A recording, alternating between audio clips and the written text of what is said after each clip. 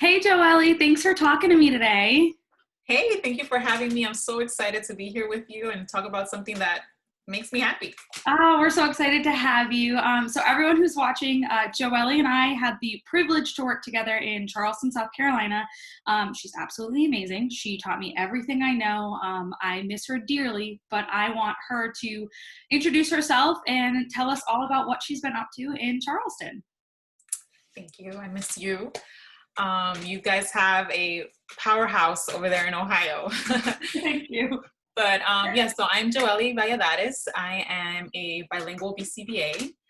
I have been working with kids with autism and special needs for over 10 years. I've been in ABA for over 8 years. Um, and now I have had the opportunity to open up my own company. It's called Embracing Wonder.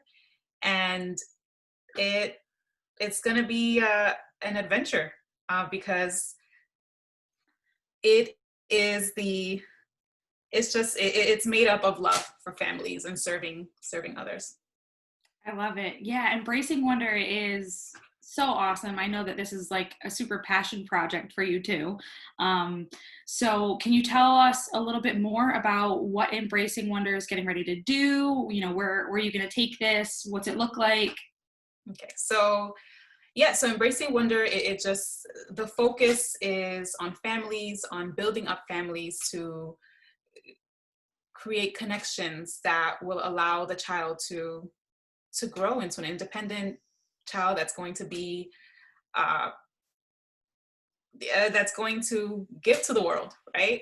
Yeah. Um, it is just a call to the parents to embrace the beauty of childhood. And I know that sounds maybe flowery or too much maybe, but I think that we believe that childhood should be honored, and we want to give parents the skills to allow kids to be kids, and to grow into adults that can take care of themselves and to be part of their communities.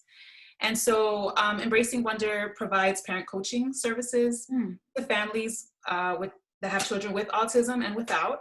Okay. And also a big project that we have that has been stopped or put at a halt because of COVID is social skills outdoors. Great. We love nature. And I think that, I mean, childhood has changed a little bit in the last half True. century probably, but we love nature and we want to bring kids back outside.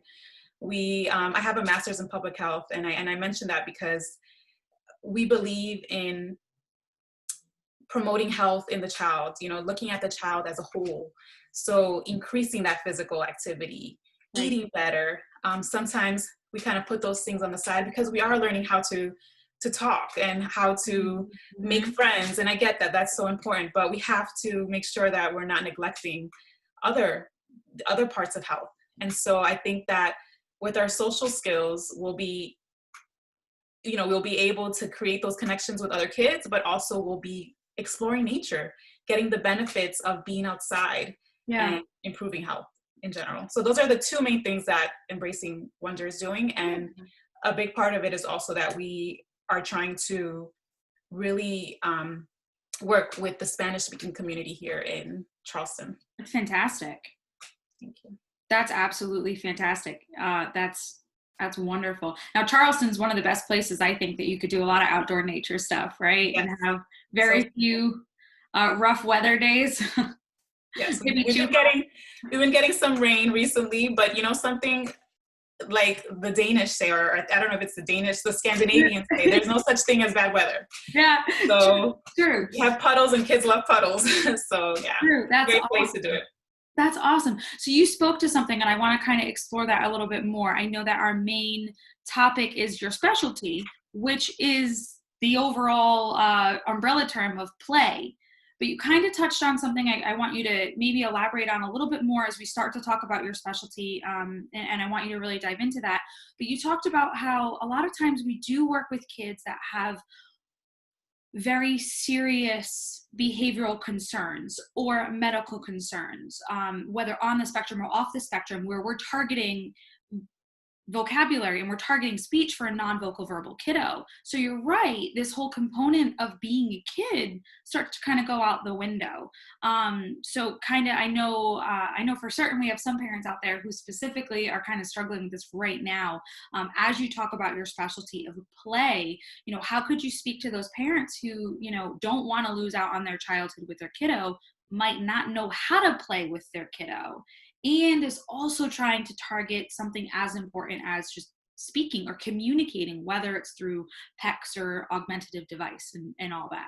Just as you dive into it, I wanted to bring that back up because I thought that was fantastic. Okay. Yeah, thank you. We have our jobs as adults, right? We have all these responsibilities that we have to take on every single day, endless. And with kids, all kids, Yeah. play is the work of the child, right? Yeah. That is their main job. There's nothing else that they have to do. I was coming out of my room the other morning, and we have this thing at my house where, you have the kids have to wait for us to come and open the door, and then they come out and they start their day. Mm-hmm. And so I go to my daughter, my girls are together. I have 3 kids. My oldest is 5. I have a 3-year-old, and my youngest is 15 months old. And so the 2 oldest are girls, and they share a room. And so I went in, I didn't go in actually. I opened the door, and she was like waiting for me, the oldest. And she's wearing this hat. She's wearing sunglasses. I think she had a scarf. She went through her closet, right? Aww. And then she comes out with a little luggage bag. Stop. And I'm like, where are you going? She's like, I'm going to Paris. And there was nothing in her face that, like, she was serious. She wasn't joking around. She was serious. And I was like, well, okay, can I go? She's like, let's go. And I didn't laugh because, this is serious work for them. But that just stayed with me, because sometimes things that we think are insignificant and that it's just play, Mm-hmm. It's more than that to them. It really is their work. And, there have been other situations in these last couple of weeks that I've been thinking about too. Like, they walk around with their baby dolls and you have to call them by their name. They have a seat, Mm-hmm. like everything. This is serious. And this is how they're learning. This is how they're exploring their world. This is how they are, they're imitating the daily things that they see. Yeah. And so I find it fascinating. Play is fascinating to me. I guess, again, like, play is the work of the child. It is vital for child development.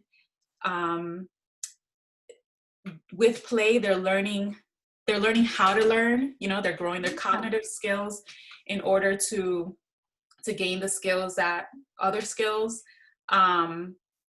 It helps develop language. It helps with connecting with others, relating to others. This is when they create and maintain their relationships with play. This is how they connect with us as parents, but also with their siblings.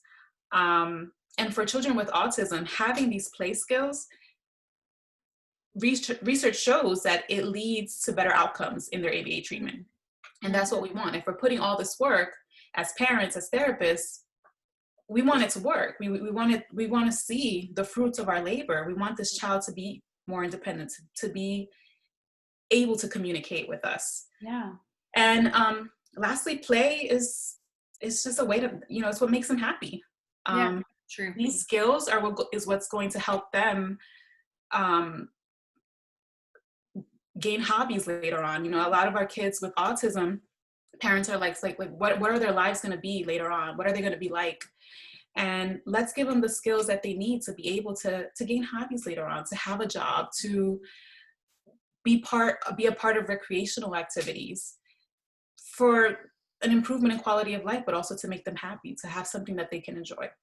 Oh, absolutely. I think that's a really good point. I think that's, one of the biggest fears as a parent is you want your child, no matter who they are, how old they are, to fit into some community, whatever level that's at for that child. I think that's That's really important. I know I heard a quote a little bit ago, and I did think of you, and it was talking about, some people are really bad at algebra and they have to learn algebra and it can get them frustrated. And sometimes when we're working with some children on the spectrum, that's their algebra. Play, learning how to play instead of lining things up, instead of living in their own world and connecting with others through play. That's play is their algebra. So if there's a parent listening who they feel like that's their child, like maybe you hit it on the head when you said this is them learning, this is them trying to connect with the community. What could you say to that parent? How could you start to give them some guidance down the road of play with their kid? So oftentimes we have this perception, or people have this perception, that because a child with autism doesn't appear to be engaged with a toy or playing with it appropriately, that they're not enjoying it, or that they're not enjoying play, or they don't have the capacity to enjoy play. Mm-hmm. That's incorrect. That's not accurate. They are enjoying what they're doing. It just looks different from what their peers are doing, what they're typically developing peers. So with play, play starts independently. A child is engaged with the toy, they play with it, they learn how to play with it, they use it appropriately. I'm talking about typically developing kids. Sure. Then they use their imagination. So now they're using the toy becomes something else. The banana becomes the phone. Mm-hmm. And then last, it becomes a social experience. Now we're playing with other kids. We're bringing in that pretend play, cooperating with others, taking turns. With our kids with autism, it looks different. And maybe many of your parents or the parents that are watching can identify with some of these, which is we see our kids having repetitive motions with their toy. So like they're spinning the toy, or just doing repetitive motions, with the toy, and for long periods of time. So another kid, maybe even the sibling of this child, may use a toy for a little bit and then gets bored and then goes to the next toy. We see oftentimes that our kids with autism spend a whole lot of time with one single toy that they prefer.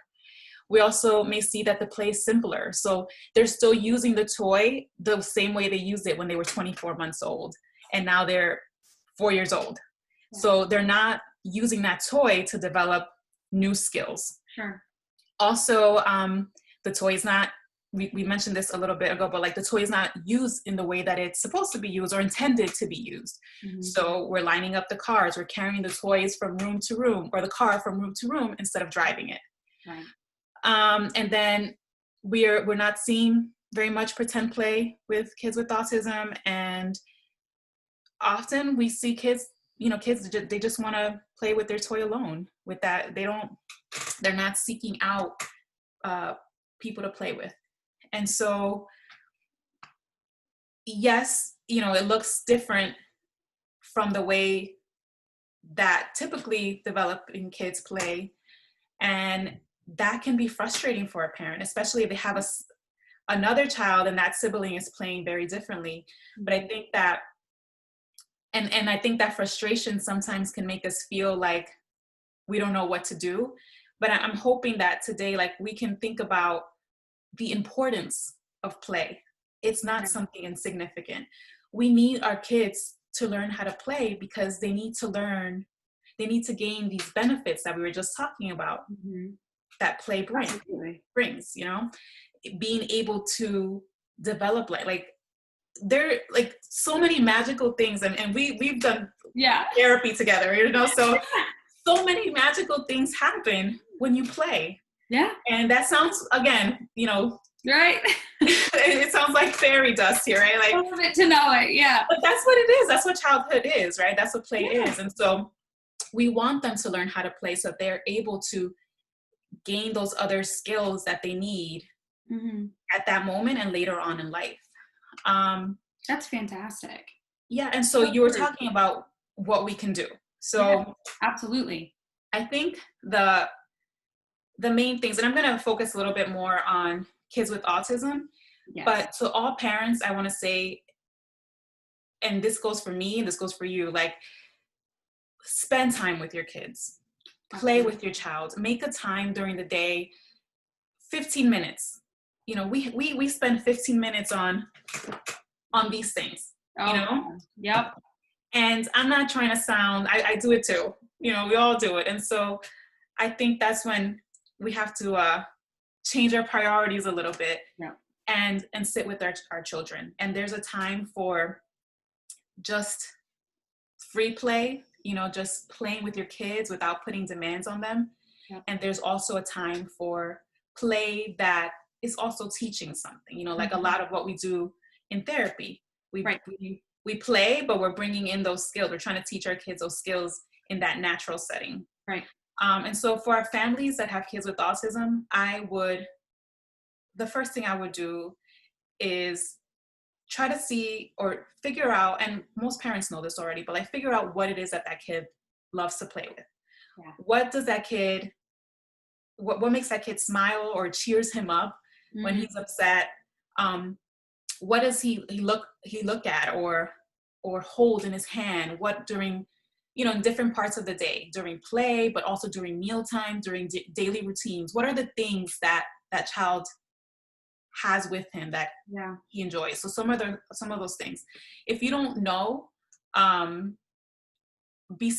you know, your BCBA can help you figure those things out. We do things called preference assessments, which help us figure out what it is that the kid enjoys playing with, what reinforces, what motivates the child. The next thing is your environment.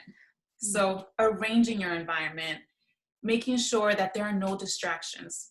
So if you're really trying to sit down with your kid, and even if it's just 10 minutes that you're able to do it, 5 minutes, whatever it is, make sure you don't have 25 million toys on the ground. Make sure that there are no other human distractions coming to interrupt your play with your child. Because if you're going to play with your child, you're trying to get down at their level, you're trying to sit with them and connect with them closely. If there's so much going on, that's not going to happen. And again, these away as well for us as parents, right? That's a good one. That's a really good one. Now, I don't want to interrupt you too much because I know you're on a roll and I love everything you're saying. What if a parent comes back and wants to volley for you a bit on this and say that these are the favorite toy? You know? So, you know, I was thinking about that. And when we're at a place that we're trying to connect with the child, like, let me backtrack a little bit. Sure. Play is the fundamental. I'm going to put it out like that. That's what I'm going to say. And that's what Embracing Wonder believes. Yeah. Play is everything.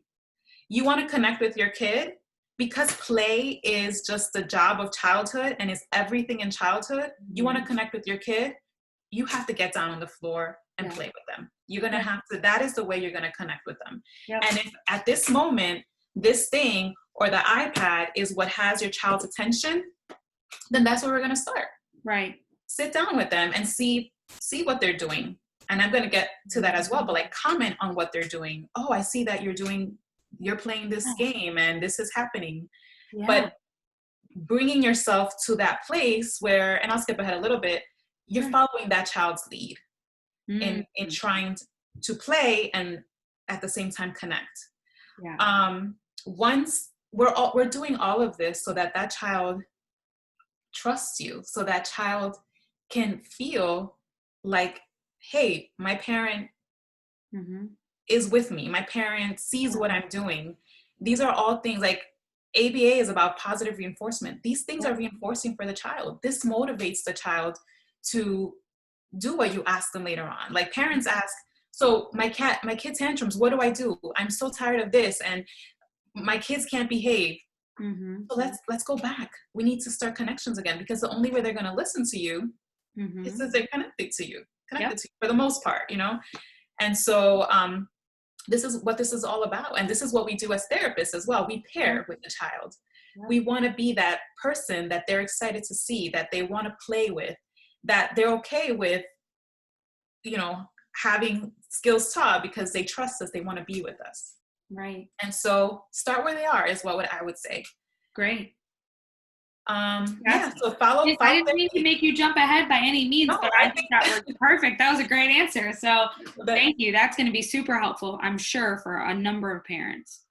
yeah, I would say also, when you're getting on the floor, and every child is different, especially our kids with autism. Some take a little bit more physical touch than others. Some they find it aversive. So always be conscious of that as well. Like I'm telling you, get on the floor with them and sit next to them, but also be respectful Know who of your what child is. their needs are as Yeah. well. So, gauge what your child needs. You are parents. I'm gonna look direct, and I know I've been like shifting my gaze because I'm looking at different things, but you are your kid's expert. We are here to just give you a little push, to give you maybe knowledge and skills that you might need, but you know your child better than anybody else and can advocate and tell us what we need to give you. Mm-hmm. Yeah. Absolutely. Absolutely. I think that's fantastic. That's fantastic. Yeah. And so I guess I'd like to end that with just following the child's lead. Don't again, there's a time for teaching, and then there's a time for just playing, just Yeah. playing without demands.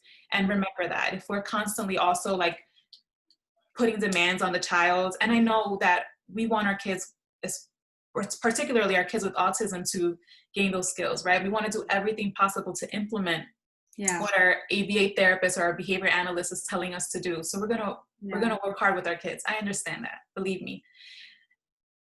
But find the time to just be with Yeah. your child. I think that's They're gonna appreciate that just being without mom, dad, caregiver asking, what color is this? What letter is this? Yeah. Don't always come with your agenda. If just sitting next to your child today is the only thing that you can accomplish, that's a win. It's a big accomplishment. And so then your ABA therapist, your BCBA, Mm-hmm. I keep saying ABA therapist because I guess I'm encompassing like behavior technician in your Right. BCBA. But if they can help you step by step, little by little, build that relationship. That's fantastic. Yeah, I think that's huge. And like you said, just to follow up on that, the demands can always be sneaky. Parents, I think, hear that word and they think, well, I didn't ask them to clean up their room or put their laundry away. But you're asking, what color is this? Can you put the block on top of it? Can you go get the baby doll? What does a baby doll say? What does the dog say? And all of those are being interpreted as those demands, as we know them in the field, those SDs that we regularly call them, where we're kind of expecting that, like you said, that agenda in return to kind of keep everything so educational. So I think that's really awesome to bring up, just so parents don't forget that piece. That's a big piece. Yeah, especially if you want what you're doing to be effective. Absolutely. We don't want to be aversive. We want to be, I'm reading this book actually for myself, but it's called Playful Parenting. Ooh. And it has really good ideas. And I think it's, it's a mindset as well. We have to go back to our childhood sometimes at 30, 35, 40, 45. We have to go back there and realize that because play is so important for kids, we can be playful. Like, sure, there are demands and things that they need to do and responsibilities that they must have, but let's not lose that playfulness as parents, with firmness and following through, of course, but always just enjoying that relationship that you have with your child. That's a big one. Yeah. Because you want it to be enjoyable. All of, at the end of the day, you're supposed to enjoy your kids and your kids should enjoy you. So I think that's awesome. That's fantastic. That's some amazing guidance for parents to have. That is absolutely wonderful. When I made you jump ahead, did we jump ahead too far, or were we okay? No. Okay, good. I know. No, it was all connected. Okay, I cut you off, but it was just so good. I was like, I got to bring this up now before I forget, because this is amazing. So if you're a parent like me and you're thinking that, there's no better time to start than Saturday, how can a parent out there who now wants to take everything you said, loves all your ideas, is all gung-ho about it and excited, but doesn't know how to make it realistic and implement it in their life, what could you kind of say to them to help guide them to the next step? I would say, and this, I'm working on this as well as a parent, is that we need to figure out where our values are. Mm, So parent burnout is real, especially during this time. yeah. Um, I give kudos to all the parents because we're doing amazing work, even when we're not feeling like we're doing amazing work. Right. And so I need you to take care of yourself, one. Mm-hmm. I need you to figure out what is going to help you get through these times. And I'm talking specifically about these times, but because this is so real for us right now. Right. Like, what is going to get us through this time? And I think a big thing that is important in figuring that out is realizing what your values are. Mm-hmm. So if you feel that having a relationship with your child is important, Mm-hmm. then you need to act on it, Mm. right? This is a value that you have for your life. Connecting with my kid. I have a kid that has special needs and needs more help from me. Mm-hmm. Take that as a blessing. You know, you have more time. You know, you have the opportunity to have more time with that child, to play more with that child, to teach that child. You know, as parents, we're teachers. Yeah. As well, right? And so think about where you want your child to be in the next year. Think about where you want your child to be in 5 years, in 10 years. What do you see in your child's future? And so when you think about that, it makes that value real for you.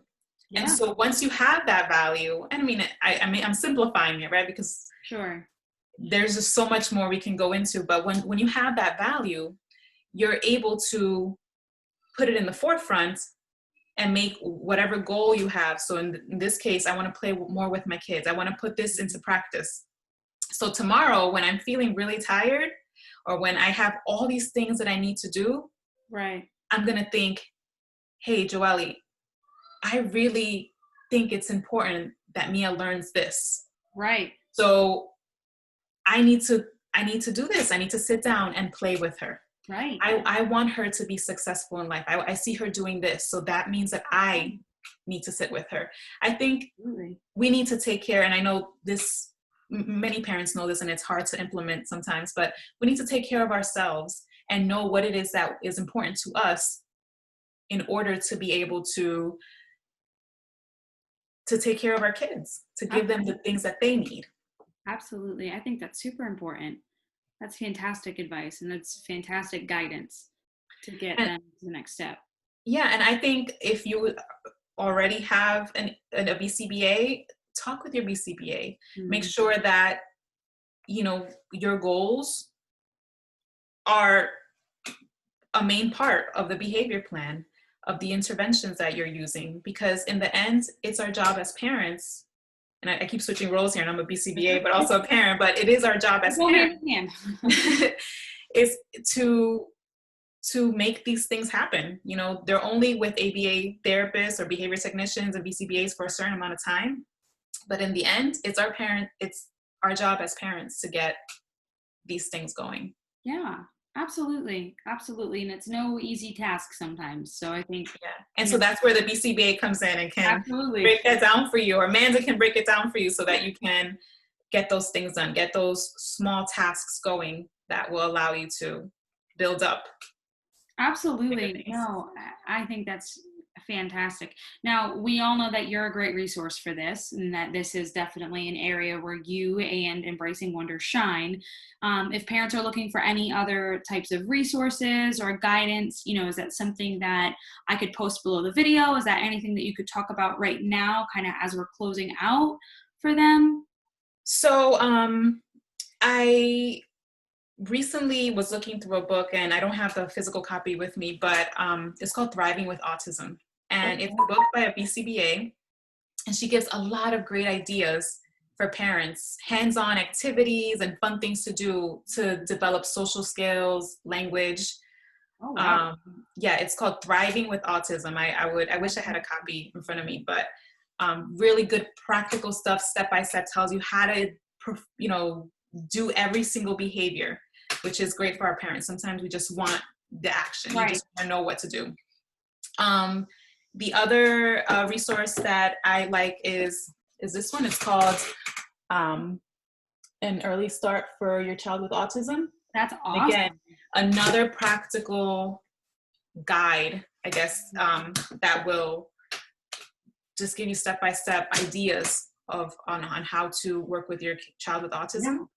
And then lastly, I saw maybe a couple nights ago that Dr. Mary Barbera has a video up and podcast episode about play for children with autism. That's fantastic. And that was just a couple of nights ago. So I think it just coincided so well, since she knows so much. She has a child with autism who's not an adult, but she is an expert in our field. So she has a lot of good stuff, and I would say go for it. Maybe we can link it as well. Absolutely. Yeah, I'm going to put both of those books and that podcast link. I'll post all of those below the video, both on the YouTube page and on Facebook for anybody watching, not just specifically talking to you, Joeli. But I will put all of those links down as a part of the video. So when you see it, you can kind of follow the links to go check out these resources if you feel like they would be beneficial to you. Yes. Awesome. Joeli, thank you so much for taking the time to talk with us. I know we would love to have you back. I know you and I were already kind of talking about that. We'd love to have you back. You're just so well-rounded, and Embracing Wonder is just doing such a good job. And I love how you guys are continuing to focus on play and on social skills and on parent coaching. So definitely would love to continue to connect with you and have you as a resource for some of the parents that we have up here in the Cincinnati and Ohio area. Thank you. Yes, I'd love to come back and chat with you. It's been great. Awesome. Thank you so much for everything. Bye. Bye.